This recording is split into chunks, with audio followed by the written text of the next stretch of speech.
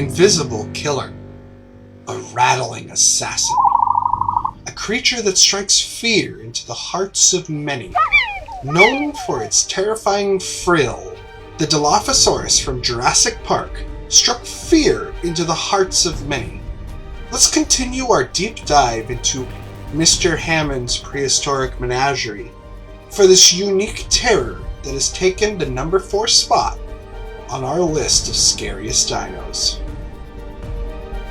First introduced in the Jurassic Park novel by Michael Crichton, the Dilophosaurus made its debut as a large, bright yellow and black animal known by park staff to spit a black, paralyzing toxin from their mouths, yet lacking the iconic frill seen in the film. In the story, they are first seen on the tour, drinking from a river, as the park investigation team learns about them through the audio from within the car. They were menaces to park security, delaying the river cruise and requiring that the tour car windows not be rolled down due to their spit. Later in the story, during Dennis Nedry's escape, the Dilophosaurus made its second appearance in a far more gruesome manner.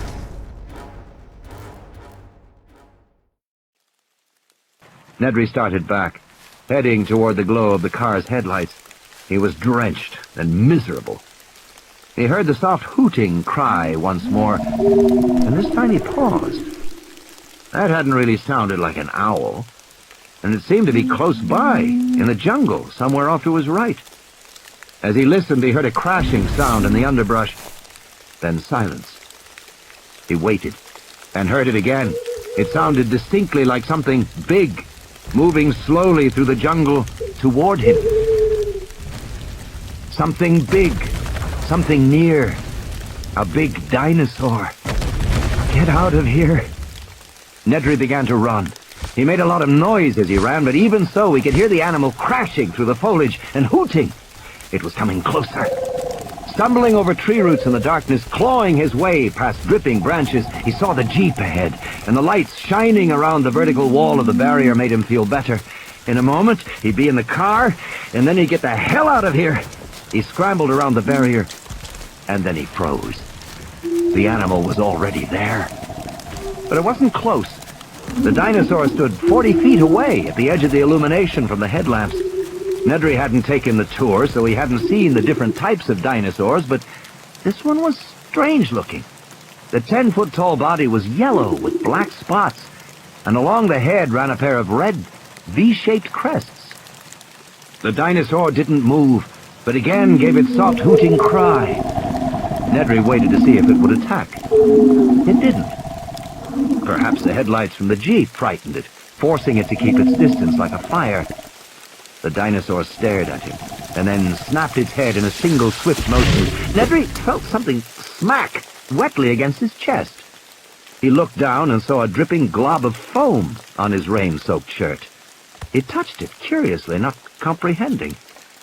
It was spit. The dinosaur had spit on him. It was creepy, he thought. He looked back at the dinosaur and saw the head snap again, and immediately felt another wet smack against his neck, just above the shirt collar. He wiped it away with his hand. Jesus, it was disgusting. But the skin of his neck was already starting to tingle and burn, and his hand was tingling too. It was almost like he had been touched with acid. Nedry opened the car door, glancing back at the dinosaur to make sure it wasn't going to attack, and felt a sudden excruciating pain in his eyes. Ugh, stabbing like spikes into the back of his skull, and he squeezed his eyes shut and gasped with the intensity of it, then threw up his hands to cover his eyes and felt the slippery foam trickling down both sides of his nose. Spit. The dinosaur had spit in his eyes. Even as he realized it, the pain overwhelmed him, and he dropped to his knees, disoriented, wheezing. He collapsed onto his side, his cheek pressed to the wet ground, his breath coming in thin whistles through the constant, ever-screaming pain that caused flashing spots of light to appear behind his tightly shut eyelids. The earth shook beneath him, and Nedry knew the dinosaur was moving. He could hear its soft hooting cry, and despite the pain, he forced his eyes open, and still he saw nothing but flashing spots against black. Slowly the realization came to him. He was blind. The hooting was louder as Nedry scrambled to his feet and staggered back against the side panel of the car as a wave of nausea and dizziness swept over him. The dinosaur was close now. He could feel it coming close. He was dimly aware of its snorting breath, but he couldn't see. He couldn't see anything, and his terror was extreme. He stretched out his hands, waving them wildly in the air to ward off the attack he knew was coming. And then there was a new searing pain, like a fiery knife in his belly. And Nedry stumbled, reaching blindly down to touch the ragged edge of his shirt, and then a thick, slippery mass that was surprisingly warm. And with horror, he suddenly knew he was holding his own intestines in his hands. The dinosaur had torn him open. His guts had fallen out. Nedry fell to the ground and landed on something scaly and cold. It was the animal's foot. And then there was a new pain on both sides of his head. The pain grew worse, and as he was lifted to his feet, he knew the dinosaur had his head in its jaws, and the horror of that realization was followed by a final wish that it would all be ended soon.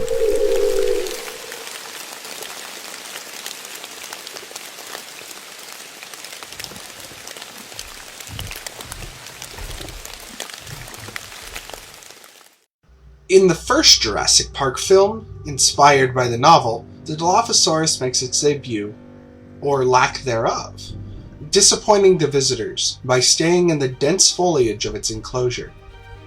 Later on in the film, a young Dilophosaurus makes its debut, briefly frightening Nedry before becoming seemingly curious with the oversized human. After playing with him for a brief moment, and watching in confusion, Nedry threw a stick at her. The Dilophosaurus soon decided that the big man was good enough for a meal. After spitting on his rain jacket, the young animal then shot the toxins into his eye, temporarily blinding him. After climbing through the open car door, the animal soon found itself locked in the Jeep with Nedry, where it became the man's demise.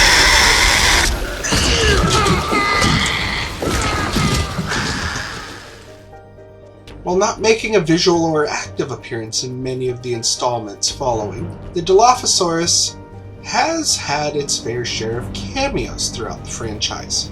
In The Lost World, the adult size is shown through a TV monitor, displaying the full size of what the adult Dilophosaurus could get up to. A hologram is also displayed in Jurassic World, as Owen, Claire, and the kids are chased by Delta, and in Fallen Kingdom, it is briefly heard calling out and scattering from the mighty Tyrannosaurus Rex. Jurassic World Dominion marked the glorious yet frightening return of our favorite Frilled Fiend.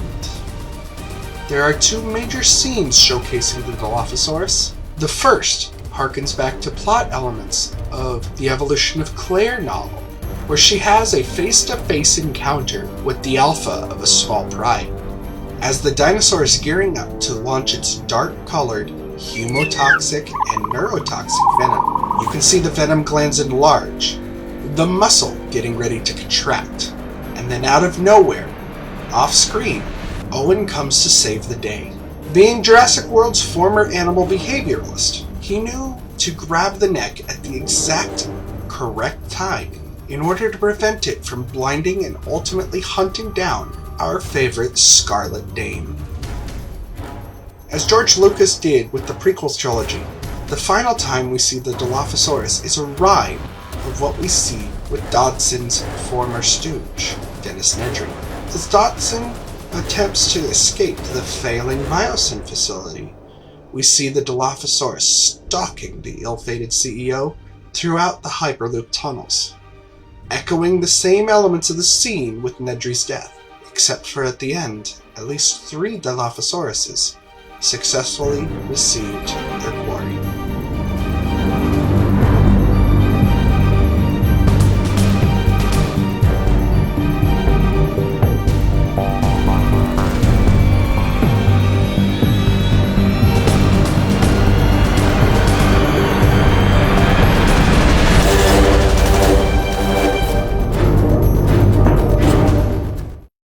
So there you have it, folks.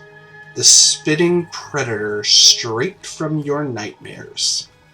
The Dilophosaurus is only the 4th animal on our top 5 list of scariest dinos. They might be in the bushes moving off in the distance. They might be splashing through the puddles to your right. Make sure to stick around for the next 3, because they might be right behind you.